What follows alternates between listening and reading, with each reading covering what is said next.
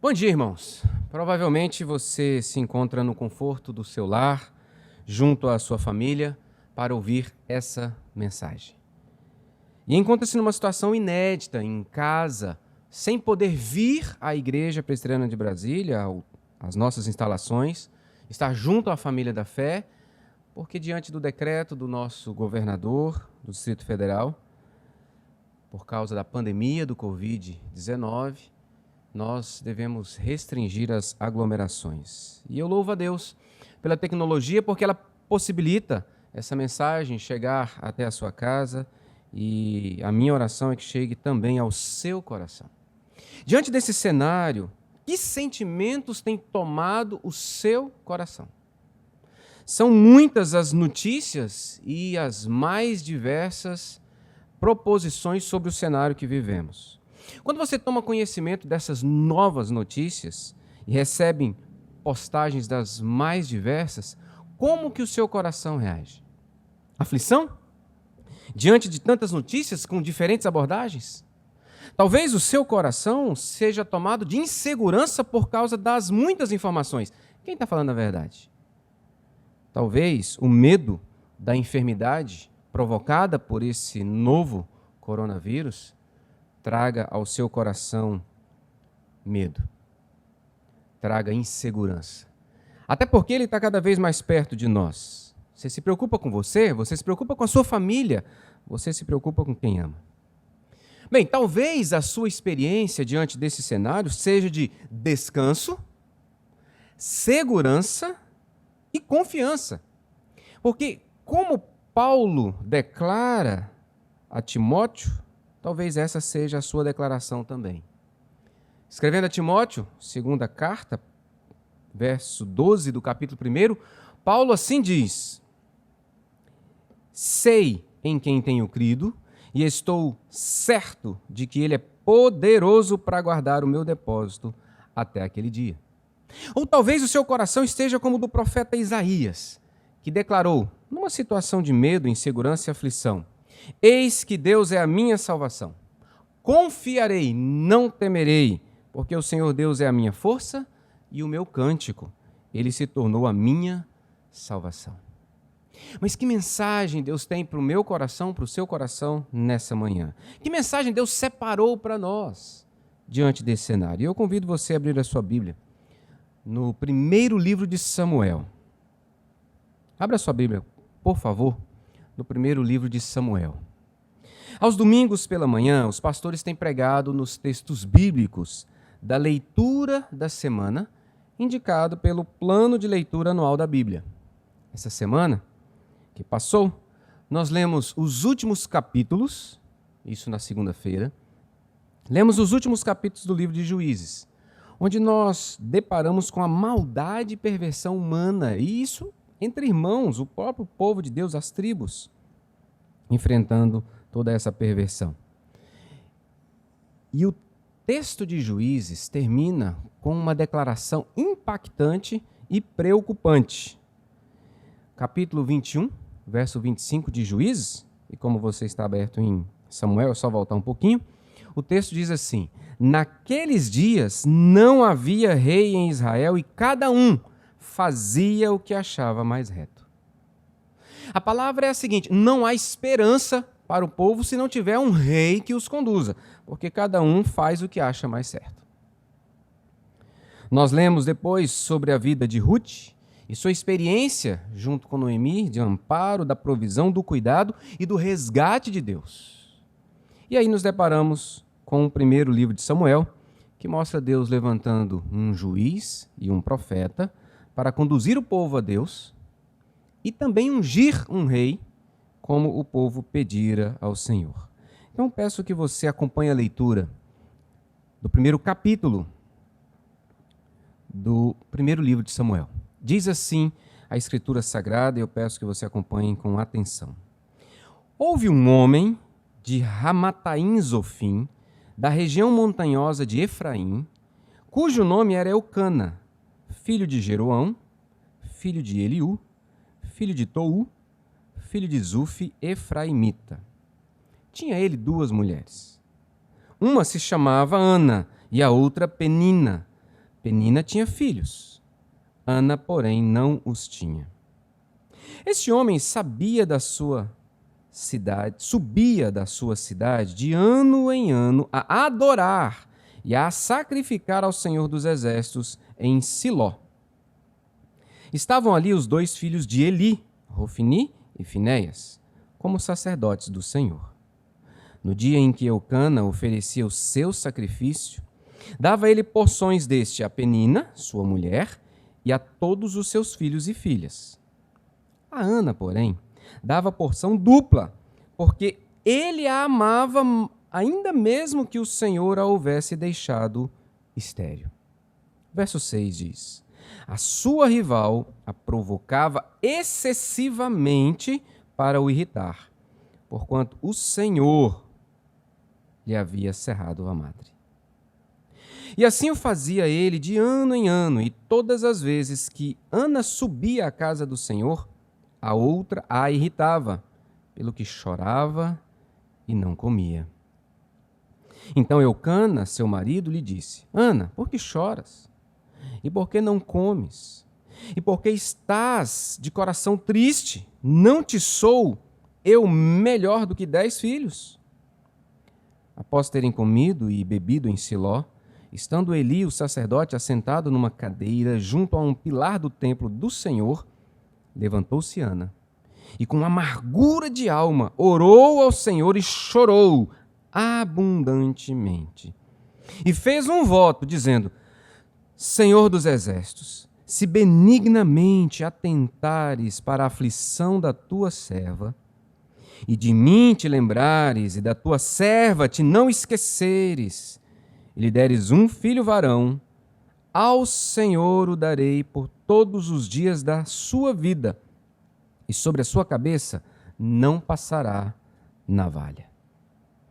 Demorando-se ela no orar perante o Senhor, passou Eli a observar-lhe os movimentos dos lábios, porquanto Ana só no coração falava. Seus lábios se moviam, porém não se lhe ouvia voz nenhuma. Por isso, Eli a teve por embriagada. E lhe disse: Até quando estarás tu embriagada? Aparta de ti esse vinho. Porém, Ana respondeu: Não, senhor meu. Eu sou mulher atribulada de espírito. Não bebi nem vinho, nem bebida forte. Porém, venho derramando a minha alma perante o Senhor. Não tenha, pois, a tua serva por filha de Belial, porque pelo excesso da minha ansiedade e da minha aflição é que tenho falado até agora. Então lhe respondeu Eli: Vai-te em paz, e o Deus de Israel te conceda a petição que lhe fizeste. E disse ela: Acha a tua serva mercê diante de ti. Assim a mulher se foi seu caminho e comeu, e o seu semblante já não era triste. Verso 19. Levantaram-se de madrugada e adoraram perante o Senhor, e voltaram e chegaram à sua casa a Ramá. Eucana coabitou com Ana, sua mulher, e lembrando-se dela o Senhor, ela concebeu, e passado o devido tempo teve um filho, a que chamou Samuel, pois dizia: do Senhor o pedi. Subiu Eucana, seu marido, com toda a sua casa, a oferecer ao Senhor o sacrifício anual e a cumprir o seu voto. Ana, porém, não subiu, e disse a seu marido: Quando for o menino desmamado, levá-lo-ei para ser apresentado perante o Senhor e para lá ficar para sempre. Respondeu-lhe Eucana, seu marido: Faze o que melhor te agrade. Fica até que o desmames. Tão somente confirme o Senhor a sua palavra. Assim, ficou a mulher e criou o filho ao peito até que o desmamou. Havendo-o desmamado, levou consigo com um novilho de 3 anos, um éfa de farinha e um odre de vinho, e o apresentou à casa do Senhor a Siló. Era o menino ainda muito criança. Imolaram o novilho e o trouxeram o menino a Eli. E disse ela: Ah, meu senhor, tão certo como vives, eu sou aquela mulher que aqui esteve contigo, orando ao Senhor. Por esse menino orava eu, e o Senhor me concedeu a petição que eu lhe fizera. Pelo que também o trago como devolvido ao Senhor todos os dias que viver. Pois do Senhor o pedi, e eles adoraram ali o Senhor. Vamos orar. Deus, estamos diante da Tua palavra, santa e poderosa palavra. É ela que vem ao nosso coração e traz o ensino, a orientação e a transformação que necessitamos nessa manhã. Espírito Santo, aplique essa verdade em nossas vidas. Abra o nosso entendimento, dê-nos compreensão e dê-nos concentração, pois o ambiente em que estamos diante dessa palavra é diferente. Estamos diante de uma tela, reunidos como família, e nós pedimos ao Senhor, seja esse um tempo onde ouçamos a Tua voz para vivermos confiados em Ti. É a oração que fazemos em nome de Jesus Cristo. Amém. Queridos, a história de Ana é para o nosso ensino. Toda a Escritura, ela foi preservada, inspirada por Deus e chega até nós para nos ensinar e para nos transformar. Então veja, Romanos 15:4 diz assim: Pois tudo quanto outrora foi escrito, para o nosso ensino foi escrito. Tudo. E nós estamos diante da palavra de Deus escrita. E o texto, a palavra de Paulo continua: a fim de que pela paciência e pela consolação das Escrituras tenhamos esperança. Então essa palavra escrita para o nosso ensino é para que gere em nós paciência, console o nosso coração e nos enche de esperança. Então acompanhe comigo a Escritura Sagrada. Essa belíssima narrativa ensina-nos sobre como é o nosso coração. Ao olhar para o coração de Eucana, de Ana, de Penieli, nós somos levados a olhar para o nosso próprio coração. E eu vou incentivar você a ler o texto, provavelmente você já leu a leitura da semana, mas fazer uma nova leitura, percebendo como que Eucana lida com a situação de uma mulher que tem filhos, sua esposa, e Ana que não tem, como ele cuida de Ana, como que ele conduz a realidade da vida da família. Como que Penina age, provocando, irritando Ana, como que Ana reage, como que Eli faz uma observação precipitada e acha que ela está embriagada. Então isso vai revelando o nosso coração. Mas também o texto nos ensina como reagimos diante das dificuldades da vida. E nós vamos olhar com mais calma sobre isso na pessoa de Ana. Mas o texto ensina-nos, acima de tudo, onde Deus está, como Ele está agindo, enquanto vivemos e enfrentamos a realidade do dia a dia. Nós estamos diante de uma família lidando com problemas no dia a dia. Uma mulher casada, que quer ter filhos, mas é estéril. Uma família que adora a Deus, que é obediente ao Senhor, que segue sempre para adorar a Deus no templo, mas que luta com as dificuldades. E onde está Deus? Como que Deus está operando e agindo? E eu convido você, então, para olharmos para esse texto e pedirmos ao Senhor: Senhor, fala ao nosso coração nessa manhã, diante desse cenário do texto bíblico. Traz as verdades para que o nosso coração seja orientado pelo Senhor diante desse cenário de crise na saúde global. É um cenário global, não é só o Brasil. Chegou no Brasil, América do Sul, mas isso está acontecendo a nível global. E a informação chega para todos nós. Então, qual a mensagem do Senhor para nós a partir desse texto bíblico? A primeira verdade que eu quero destacar para você é que, em meio à aflição, seja ela qual for, e nós vivemos uma assim, em meio à aflição, persevere em adorar ao Senhor. Olha o verso 7. E assim o fazia ele de ano em ano, e todas as vezes que Ana subia à casa do Senhor, a outra a irritava, pelo que chorava e não comia.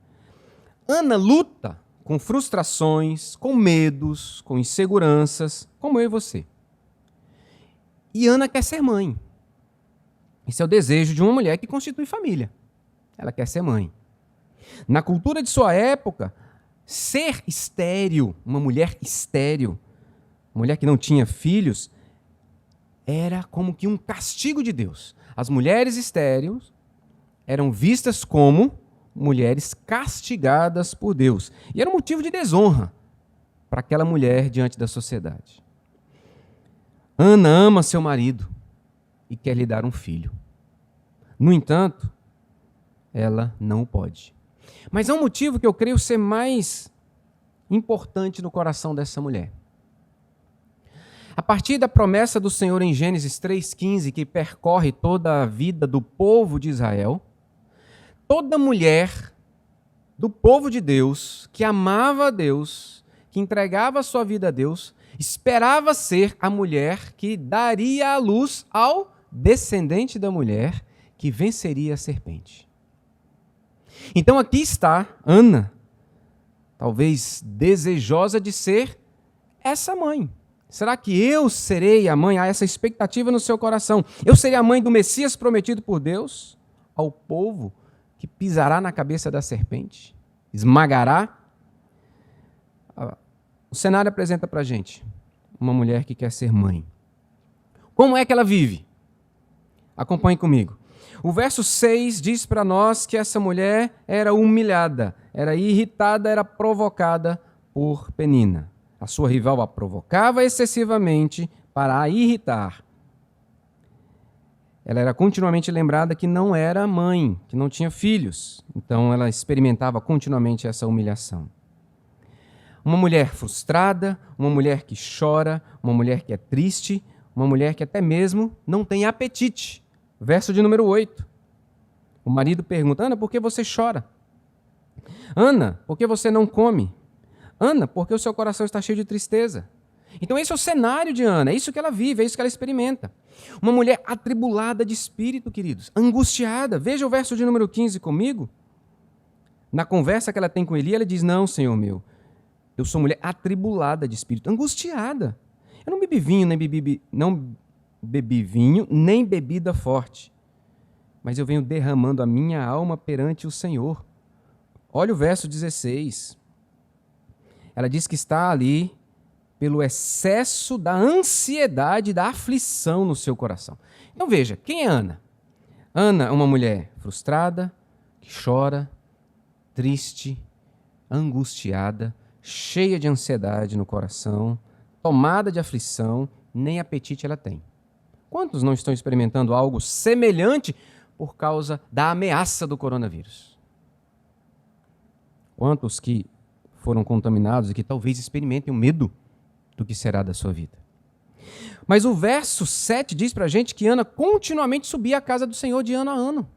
Queridos, ela está enfrentando toda essa luta, mas o que ela faz? Ela sobe para adorar ao Senhor. Essa expressão subir à casa do Senhor significa ir ao templo para prestar o seu culto a Deus, para obedecer o que a palavra determinava, oferecendo os seus sacrifícios ao Senhor. O verso 19, olhe comigo, destaca mais uma vez essa dedicação. Depois da conversa ela com Eli, ela vai para casa, come, o seu semblante já não é mais triste. No dia seguinte, eles levantam de madrugada, adoram perante o Senhor e depois voltam para casa. Adorar a Deus é prioridade na vida dessa família. E Ana não está ali apenas para o cumprimento de um ritual conforme a orientação de Deus, queridos. Quando a gente olha para Ana, Ana conhece o seu Deus. Ela não está ali apenas para cumprir um ritual anual. Como eu e você não vimos para a Igreja Presbiteriana de Brasília apenas para cumprir o nosso ritual semanal. Nós conhecemos Deus. Veja, o capítulo 2 apresenta para a gente como Ana conhece Deus. Por conhecer o seu Deus, ela fala com Deus, derrama sua alma diante de Deus, chora a sua dor diante de Deus. E que Deus é esse? Acompanhe comigo, capítulo 2. O verso 2 diz que esse Deus é santo. Não há santo como o Senhor, porque não há outro além de ti. O verso 3 diz que esse Deus é sábio. Não multipliqueis palavras de orgulho, nem saiam coisas arrogantes da vossa boca, porque o Senhor é o Deus da sabedoria e pesa todos os feitos na balança. Ele é o Deus que salva. Verso 5.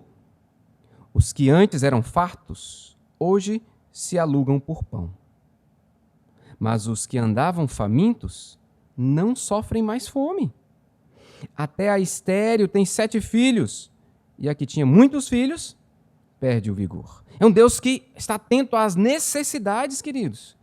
O verso 5 está dizendo isso, olha. O povo não consegue mais ter o que comer, estão famintos, mas o Senhor supre, o Senhor provê.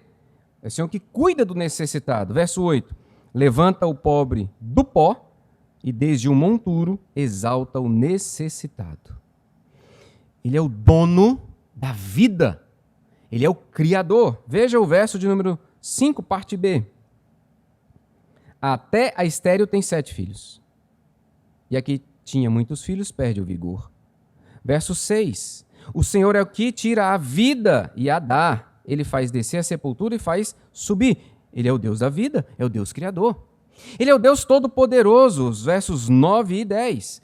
Ele guarda os pés dos seus santos, porém os perversos emudecem nas trevas da morte. Porque o homem não prevalece pela força. Os que contendem com o Senhor são quebrantados. Dos céus troveja contra ele. O Senhor julga as extremidades da terra, dá força ao seu rei e exalta o poder do seu ungido. É Deus que dá poder, é Deus que é poderoso. Deus julga as realidades, ele é juiz, como nós lemos aqui. Ele julga as extremidades da terra. E a gente pode resumir, queridos, dizendo que Deus é soberano. Deus é soberano. Olha o verso de número 11 do capítulo 1. Ela faz uma oração. Nessa oração, ela faz um voto ao Senhor e ela chama esse Senhor de Senhor dos exércitos. Essa é a expressão que identifica o Deus de Israel como poderoso, soberano sobre céu e terra. É o Deus que domina sobre todas as coisas. Então, esse é o Deus de Ana. E como não adorar a um Deus assim?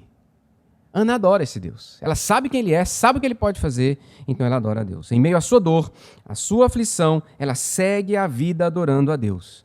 Agora, queridos, é importante isso aqui. Adorar a Deus é mais que ir ao templo oferecer o seu culto, o seu sacrifício, prestar o seu culto a Deus. Adorar a Deus é ter a consciência de quem Ele é e responder com fé a olhar para quem você é. Então, adorar a Deus é reconhecer quem é Deus, o que Ele está fazendo e quem eu sou, respondendo em fé. Isso é adorar, porque eu adoro enquanto eu caminho, trabalho, sirvo, sou pai, sou filho, sou esposa, mostrando quem é Deus, reconhecendo quem Ele é, apontando para Ele. Eu adoro a Deus quando eu reconheço os seus atributos, como ela fala aqui, ela descreve que é o que ela entende e crê. Eu adoro a Deus quando reconheço que Ele está no controle de todas as coisas, inclusive a minha vida. E eu quero fazer uma pergunta para você. As dificuldades da vida roubam de você essa adoração, esse reconhecer quem Deus é e o que Ele está fazendo, respondendo em fé? Os desafios da vida te impedem de viver na presença de Deus? Quando os problemas lhe alcançam, o que você faz? Você corre para adorar a Deus ou você corre para longe de Deus, porque quer fazer com as próprias forças? O cenário de caos no mundo, a enxurrada de notícias sobre o avanço do coronavírus, rouba a sua paz? Rouba a sua tranquilidade? Enche seu coração de medo, está chegando muito perto de mim? Enquanto estava na China, tudo bem, mas agora já está em Brasília. Quando você lê as notícias do avanço do coronavírus, você começa a pensar como é que você vai resolver isso com a sua própria força? Vou estocar alimento? Vou comprar a máscara? Vou comprar a luva? Vou ficar dentro de casa?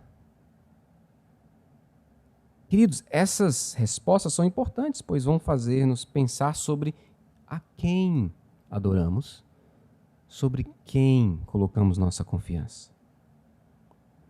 E eu vou dizer uma coisa para você: quanto mais você centraliza em si mesmo toda a capacidade, toda a energia para resolver problemas da sua aflição, seja ela qual for, isso só vai gerar mais cansaço e medo, porque você vai se deparar com a sua incapacidade de resolver. E isso vai encher o seu coração de medo, ansiedade, roubando a sua saúde emocional. Em meio à aflição, dor, sofrimento, insegurança, persevere em adorar ao Senhor. Busque ao Senhor como Ana nos mostra. Isto é, olhe para o Senhor revelado na Escritura Sagrada como aquele que está agindo na história como Deus soberano. Persevere em orar. Mas a segunda verdade é que em meio à aflição, persevere em orar ao Senhor. Não apenas adorá-lo, reconhecendo quem Ele é, mas fale mais com Ele. Converse mais com o Senhor. E é belíssima essa história quando ela mostra que Ana falava com Deus continuamente. Veja aí, o verso 10, levantou-se Ana e com amargura de alma orou ao Senhor. Aí você vira, ou na minha Bíblia, né, eu viro, mas na sua talvez não, verso 12. Demorando-se ela no orar perante o Senhor. Ela segue no verso de número 16, finalzinho. É que tenho falado até agora. Verso 15. Venho derramando minha alma perante o Senhor. Capítulo 2, verso 1. Então orou Ana. Queridos, Ana, em meio à aflição, conversa mais com o Senhor. Ela fala mais com Deus, porque ela sabe quem Ele é, ela adora esse Deus, e ela então pede para quem pode responder a sua oração.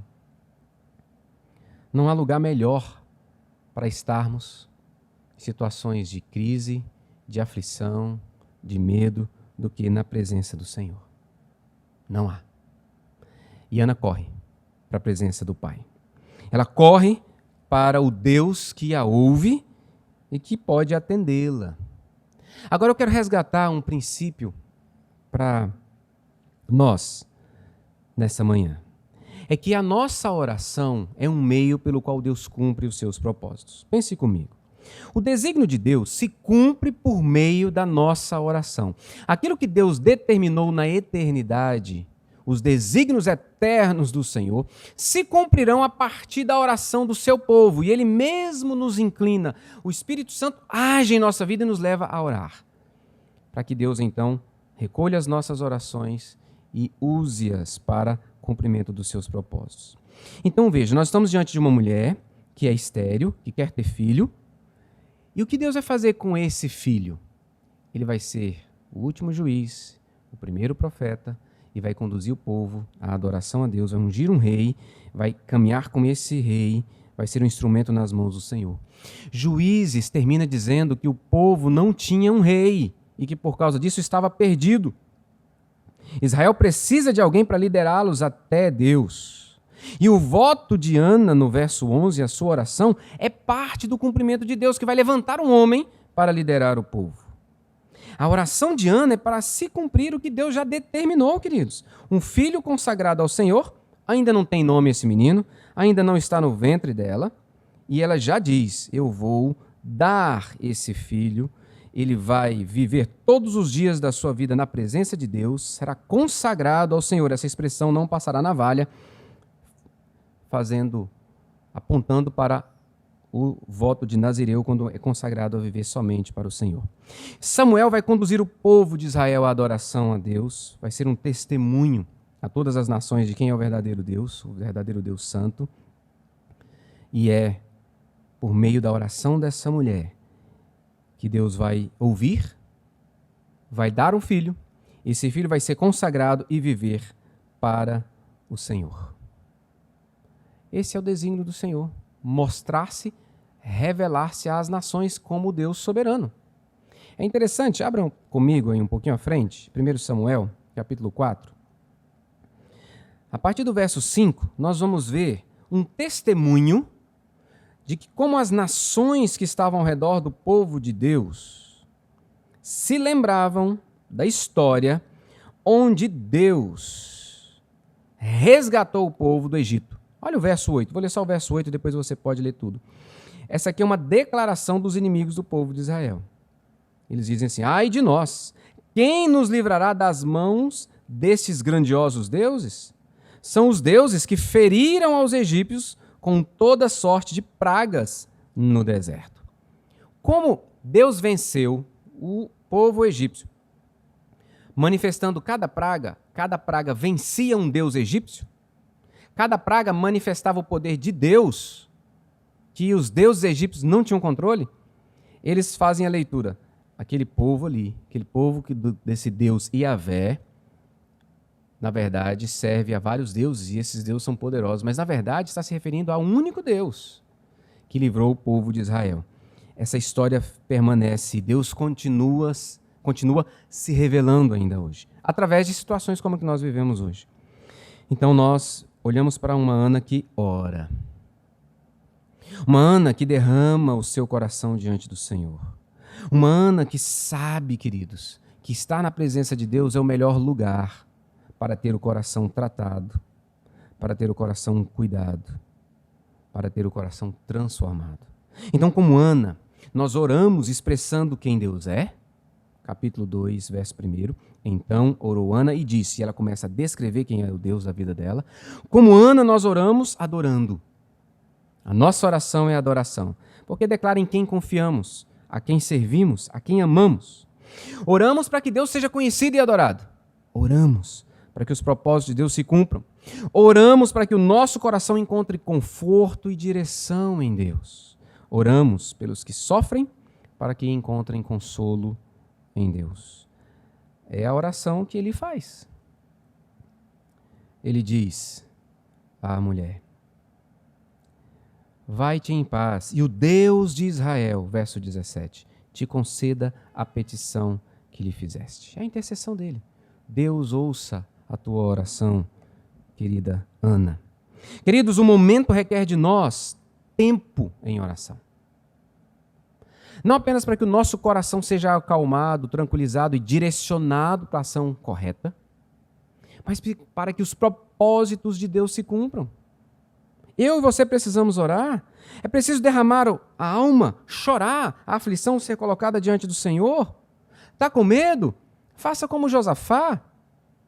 Josafá teve medo e se pôs a buscar ao Senhor e apregoou um jejum em todo Judá. 2 Crônicas 23.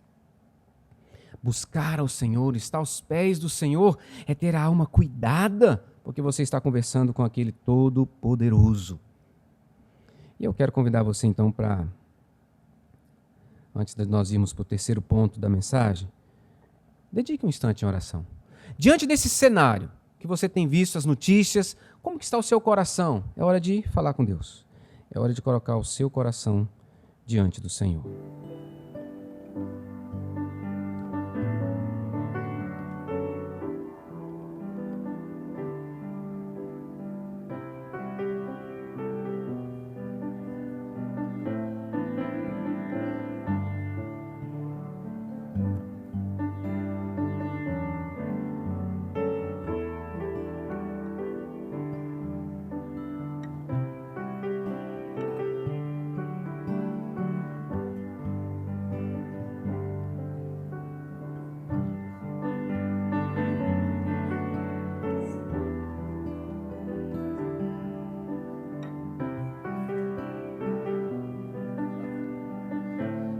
Senhor, tantas vezes, situações como a que vivemos hoje e agora a nível global, mundial, nosso coração é tomado de tamanha insegurança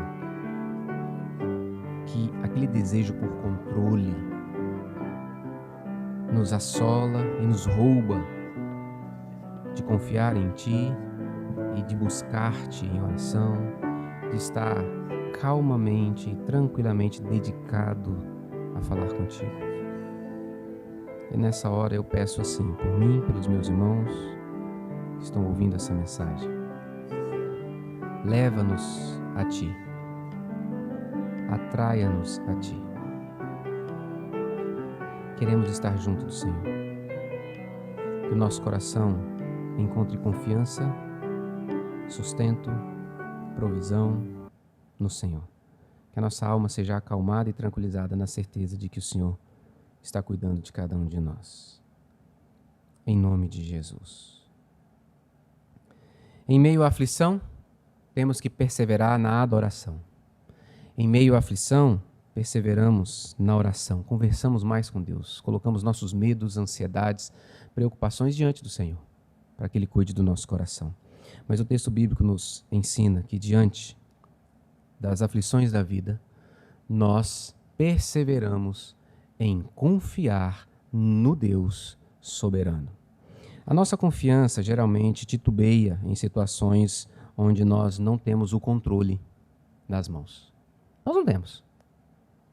E é nessa hora que a gente sofre mais. Mas quando a gente olha para o texto bíblico, ele está ensinando que Deus está no controle de todas as coisas. De todas as coisas. E essa é uma verdade, queridos, que tem que invadir o meu e o seu coração. Pensa comigo, se nós crêssemos de todo o nosso coração, de toda a nossa força, de toda a nossa alma, que Deus é soberano, nós teríamos uma vida diferente. Nós não fugiríamos da presença do Senhor, nós não quereríamos controlar todas as situações da vida, a gente caminharia muito mais leve. E a Bíblia Sagrada continuamente apresenta-nos essa verdade, e eu convido você a olhar para o Deus de Ana, que é o Deus que está no controle de todas as coisas, que é o meu Deus, o seu Deus, nós que cremos em Jesus Cristo como nosso Senhor e Salvador. Deus é e sempre será soberano. Veja comigo, o verso 5 testemunha para nós que Eucana, o marido de Ana, reconhece que Deus é soberano, porque é Deus quem deixou Ana sem filhos. O texto diz o quê? O Senhor a houvesse deixado. Então, quem é soberano sobre a vida de Ana que fez com que ela não tivesse filhos? Deus. Agora, olha o verso 6. O verso 6 enfatiza como que Penina provoca. E no final do verso diz, o Senhor lhe havia cerrado a madre. Quem é que impediu Ana de gerar filhos? Deus. É Deus. Verso 17. Eli testemunha que somente Deus pode dar a Ana condições de ser mãe. Então lhe respondeu ele, vai-te em paz, e o Deus de Israel te conceda a petição que lhe fizeste. Então nós temos o testemunho de Eucana, o testemunho do próprio Deus, e agora Eli dizendo, Deus é soberano, Deus está no controle. Agora veja comigo a oração de Ana no capítulo 2, verso 6. O Senhor é o que tira a vida e a dá, faz descer a sepultura e faz subir. Queridos, ninguém morreu em virtude do coronavírus que não tenha sido permitido por Deus. E os irmãos em Cristo, nossos que morreram por causa do coronavírus, estão na glória eterna, celebrando o soberano Deus. Mas muitos morreram que não creram em Cristo. E tudo isso está no controle do soberano Deus, porque é Ele que dá a vida, é Ele que tira a vida. Em sua oração, Ana reconhece que o Senhor é soberano sobre a vida e sobre a morte. E olha que interessante, é um detalhe importantíssimo, a segunda parte do verso 6. Quem é que leva a pessoa a morrer, que leva à sepultura? Deus. Agora, quem é que tira a pessoa da sepultura? Deus. Quem é que ressuscita? Deus. Isso aqui não te faz pensar sobre o que vai acontecer no futuro? Alguém que vai ser morto e vai para a sepultura e depois vai ser ressuscitado? Olha que interessante. Isso me faz pensar no que vai acontecer no futuro. Deus está no controle, queridos. Não é o homem.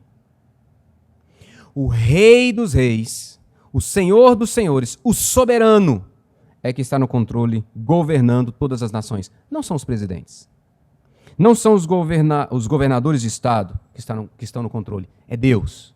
Então, quando você olha para Brasília, em tempos de dengue, que tem matado mais gente do que o corona aqui em Brasília, em tempo de coronavírus cada vez mais perto, Quem é que está no controle? Deus. E essa verdade precisa inundar o meu e o seu coração. Porque foi essa verdade que conduziu Ana para adorar a Deus, para orar ao Senhor, para viver o Senhor. Queridos, o coronavírus está mais perto que pensei. A bolsa de valores caiu e meu saldo bancário foi lá para baixo junto com ela. O dólar subiu e com ele as minhas dívidas, as minhas preocupações. Não posso nem ir à Igreja Presbiteriana de Brasília, nas suas instalações, para encontrar os meus irmãos, adorar a Deus, louvá-lo junto com os meus irmãos. Não posso ir para lá, orar com eles, orar por eles, ser alvo da intercessão deles. O que isso provoca na sua vida? Queridos, o testemunho da ação de Deus na vida de Ana nos convida, primeiro, a perseverarmos na adoração. Você não pode estar aqui, mas você está em casa e você está vivendo. E a adoração não é só estar aqui, nesse lugar, prestando o seu culto. A adoração é a sua forma de viver confiado nele. Então, nós temos como primeiro ensino perseverar na adoração ao Deus que controla todas as coisas. Falar com Ele. É hora de falar mais, dedicar mais a estar na presença dEle. Leia menos notícias e ore mais. Isso vai fazer muito mais, vai trazer muito mais saúde emocional e espiritual para você. Porque tem muita mentira, tem muita notícia falsa, tem muita informação alarmista. Então dedique mais tempo à oração e menos tempo lendo essas coisas. Dedique mais tempo lendo a Escritura Sagrada, onde Deus se revela como Deus soberano, do que lendo notícias sobre o coronavírus.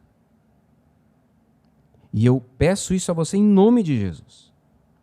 Então nós temos que perseverar na adoração, perseverar na oração, falando com esse Deus soberano e perseverar na confiança de quem Ele é, o Deus que está no controle de todas as coisas.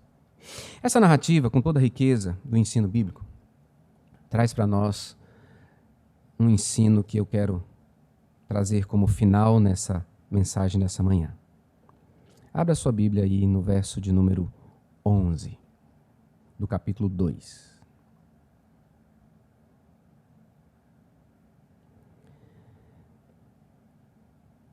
O texto diz assim: Então, Eucana foi-se a Ramá, a sua casa. Porém, o menino ficou servindo ao Senhor perante o sacerdote Eli. Porém, o menino ficou servindo ao Senhor perante o sacerdote Eli. O que o texto está dizendo para a gente? Ana cumpriu o seu voto. Ana adora a Deus sendo obediente ao voto que ela fez ao Senhor. Ana entrega o seu filho para que ele sirva a Deus. Ana abre mão do convívio com o seu filho. Ana entrega o seu filho para cumprir o propósito de Deus. Queridos, essa expressão está apontando para o que Deus fez. Deus entregou o seu filho. Deus abriu mão do convívio com o seu filho amado para que ele morresse na cruz no meu e no seu lugar. E assim, todo aquele que nele crê, em Jesus, seu filho amado, possa conviver com Deus, Pai, Filho e Espírito Santo por toda a eternidade. O que Ana está fazendo está apontando para o que Deus fez no futuro e que me alcançou e te alcançou. Ana abre mão, entrega o seu filho e abre mão do convívio com ele para que nós possamos hoje ter convivência com Deus, Pai, Filho e Espírito Santo. E essa é uma verdade maravilhosa da Escritura, porque o único filho que ela tinha, o filho amado a quem tanto ela pediu ao Senhor, agora não vai mais viver com ela. O único filho do Deus Pai Todo-Poderoso, amado, não convive mais com ele na eternidade, no céu. Porque esse filho vem, se identifica comigo e com você, morre no meu e no seu lugar, para que nós tenhamos vida eterna. Queridos, o propósito de Deus é resgatar o seu povo escolhido da condenação eterna por causa da rebelião contra a vontade de Deus. Deus nos criou para andarmos com Ele, mas nós escolhemos andar por conta própria, sendo o rei do nosso próprio coração. E o pecado nos impede dessa comunhão com Deus, porque queremos andar segundo a nossa vontade.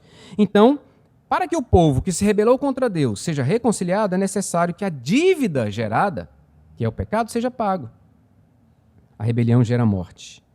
Alguém tem que morrer no meu lugar para que eu receba vida e seja livre da minha dívida. É o que Jesus Cristo fez. Ana aponta para o que Deus fez, o Deus Pai fez por mim e por você. Louvado seja o Senhor. Nós não estamos reunidos hoje como igreja nas instalações da Igreja Presbiteriana de Brasília.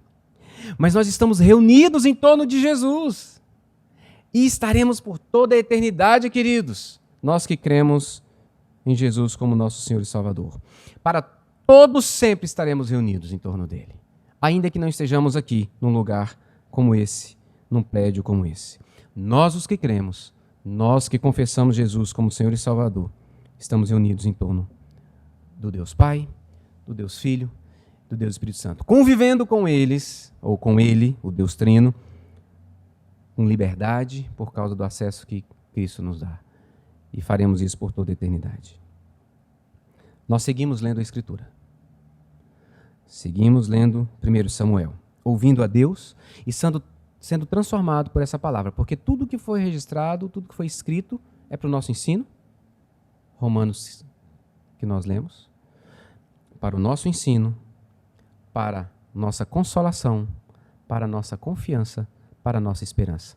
Então, dedique-se mais à leitura da Escritura Sagrada. Nós vamos encerrar essa mensagem e eu quero incentivar você, continue lendo a palavra. Não vamos ter escola bíblica dominical hoje, aqui, nas instalações da igreja, mas você deve fazê-la aí com a sua família, ou sozinho, se for o seu caso. Mas dedique tempo à oração e ao conhecimento desse Senhor que se revela nas Escrituras. E para te ajudar nessa caminhada de leitura, eu queria que você tivesse o seguinte cenário. O livro de Juízes, que nós lemos recentemente, aponta para o fato de que o povo precisa de um rei. Nós lemos o verso 25 do capítulo 21, que diz que o povo não tinha um rei, cada um fazia o que era mais certo. Então o povo precisa de um rei para dirigi-los no caminho certo. Quando nós lemos 1 Samuel, nós vemos que o povo precisa do tipo certo de rei. Porque Saul é rei, mas Saul é centrado em si mesmo e não em Deus. Saul busca a glória própria e não é de Deus. Aí nós chegamos em 2 Samuel. O segundo livro de Samuel mostra para nós que nós precisamos de um rei perfeito. Porque os reis humanos são falhos. Porque 2 Samuel apresenta para a gente Davi, que também erra e peca. Os 3 livros apontam para uma única verdade. Nós precisamos do Rei dos Reis, Senhor dos Senhores, Jesus Cristo. Então leia a partir dessa perspectiva, porque nós não existimos sem Jesus governar nosso coração. Nós estamos por aí sem Jesus, mas existir e ter vida verdadeira, vida eterna e abundante, só Jesus sendo o rei sobre o nosso coração. Adão escolheu ser o rei do seu próprio coração, ele e Eva, e seguirem os seus próprios caminhos e não em obediência ao Rei dos Reis, Senhor dos Senhores. Isso rompeu a sua comunhão com Deus, isso trouxe dor, sofrimento, aflições as mais diversas, o pecado reina em seu coração e ele está afastado do Senhor. E por causa disso, vai existir eternamente condenado ao inferno, uma ausência de Deus por toda a eternidade. Mas Deus, que é o soberano do universo, providenciou um rei para vir governar o nosso coração. É o seu Filho enviado, que vem, morre no nosso lugar e se torna rei sobre o meu coração quando eu o confesso como meu Senhor e Salvador. Esse é o convite para todos. Esse é o convite para todos.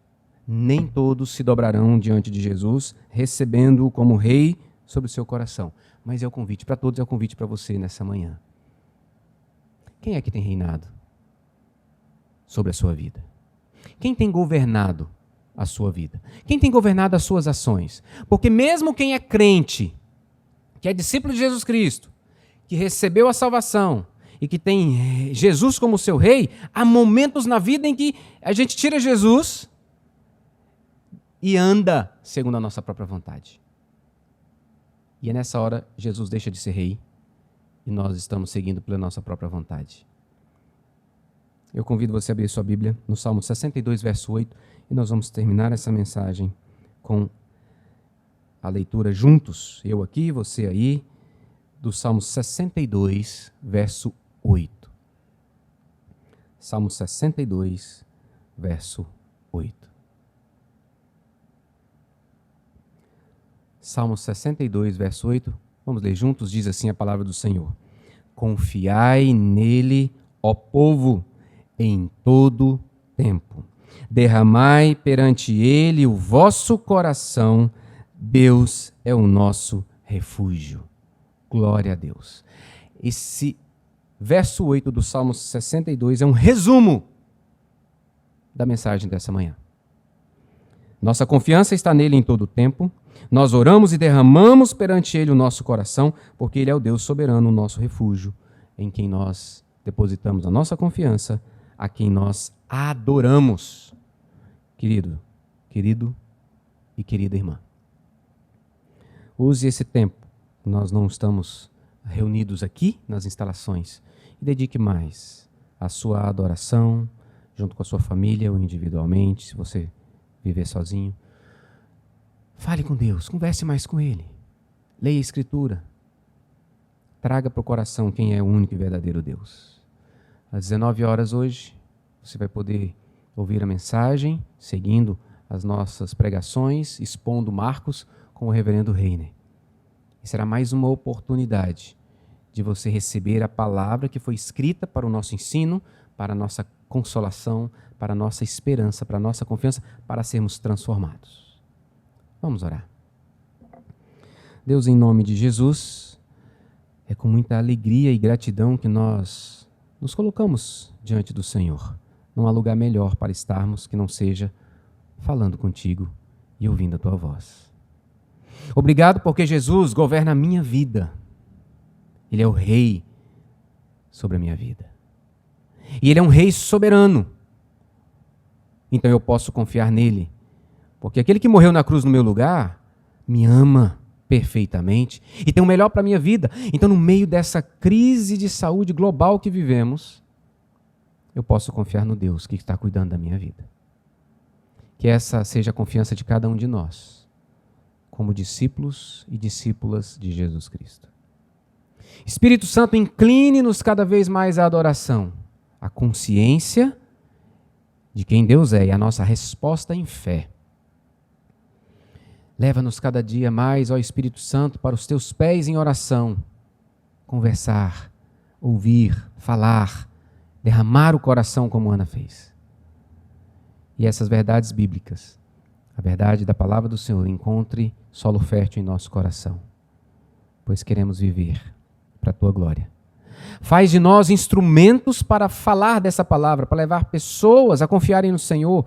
Quantos amigos nossos talvez estejam sem paz, sem tranquilidade, alarmados, porque não têm a fé que nós temos. Leva-nos até eles para pregarmos o teu evangelho, para anunciarmos quem é o único e verdadeiro Deus. Obrigado pela tecnologia que faz essa mensagem chegar a tantas pessoas. Obrigado pela certeza do cuidado do Senhor, seja qual for o momento vivido por cada um de nós. Oramos assim, em nome de Jesus Cristo, o nosso Senhor e o nosso Salvador. Amém. Queridos, eu quero usar essa palavra final para dizer que o Conselho está atento, o Conselho da Igreja Presbiteriana de Brasília está atento ao que tem acontecido, e caso haja alguma orientação nova, nós o faremos por meio das nossas mídias, por meio do site, aplicativo, nossas redes sociais, até mesmo WhatsApp e e-mail, como nós fizemos, falando sobre essa suspensão das atividades. Continue em oração, confiando em nosso Deus, o Todo-Poderoso Senhor dos Senhores. Amém.